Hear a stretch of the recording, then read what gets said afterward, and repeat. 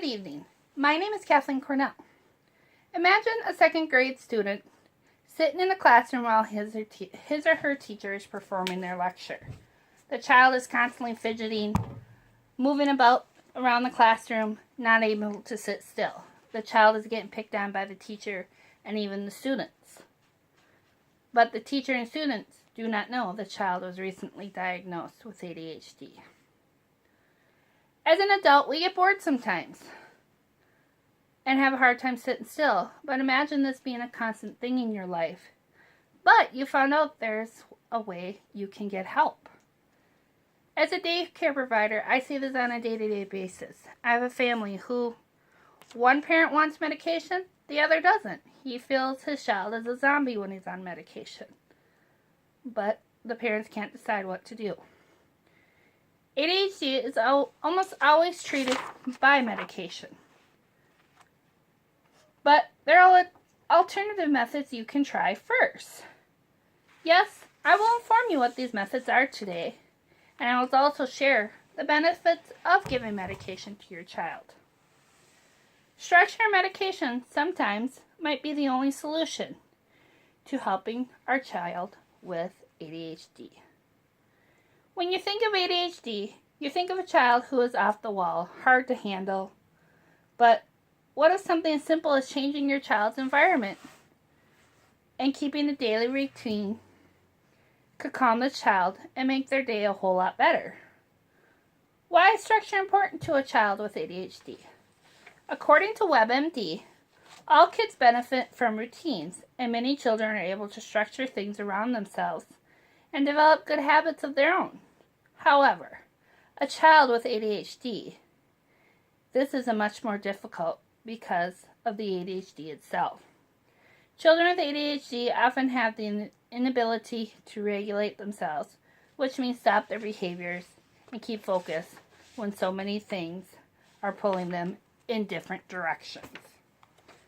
A child needs structure in order to manage their symptoms.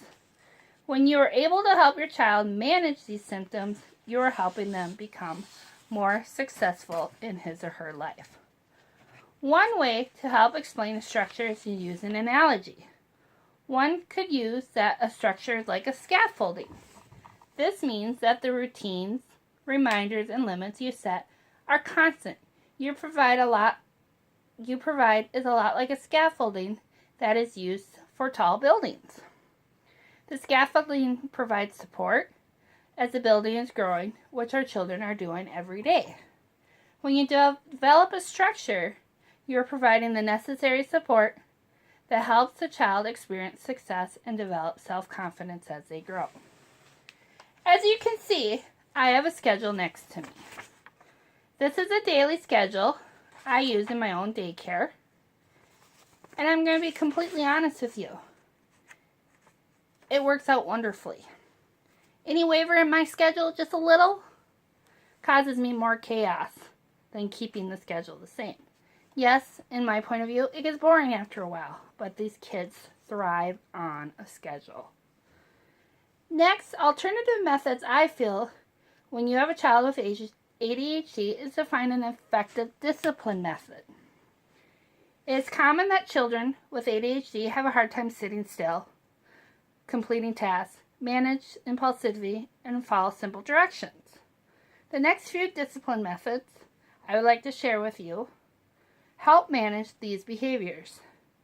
Provide plenty of positive attention. Say, good job, awesome job, you did incredible.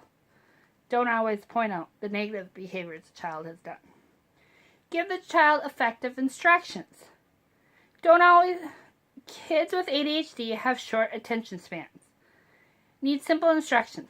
It is best to give them a step-by-step instruction. Praise the child for the efforts they have made. Only use timeouts when absolutely necessary. If they can't sit still doing a project, how are they going to sit still on a timeout? Ignore the small negative behaviors. These behaviors are more than likely they're just seeking attention. Allow natural consequences to happen. And if a child has done something positive, offer a reward system. Do a sticker chart. Give them a piece of candy. Anything that can be a positive reinforcement. These steps are important part in finding an alternative method versus medication. But you also need to get your family and friends, child's treatment team, and the teacher on board. Talk with your child's teacher, friends, family, who's ever a part of the child's life. Communication is key. Get on the same page with the treatment team. Discuss it. Have a meeting once a month. Anything that will give the child the best methods or the best treatment he or she can receive.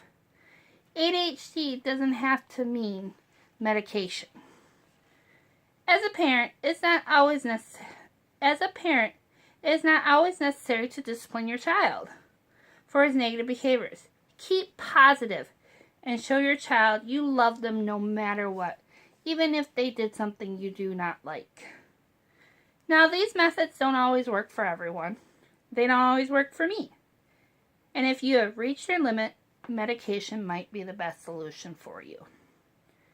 Parents had often taken comfort in knowing that there is medication out there for children who have ADHD.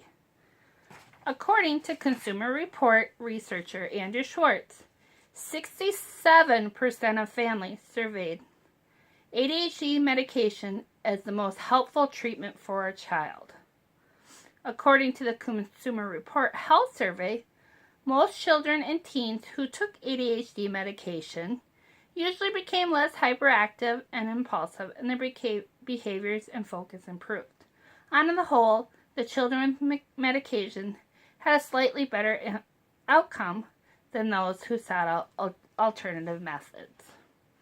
Medication doesn't always mean long term.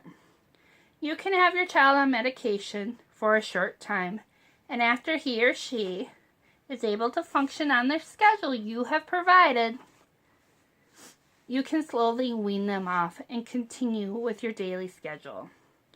Stick to your very rigid schedule, but always make sure you have room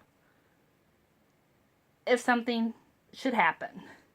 Praise your child. Don't always point out their negative behaviors.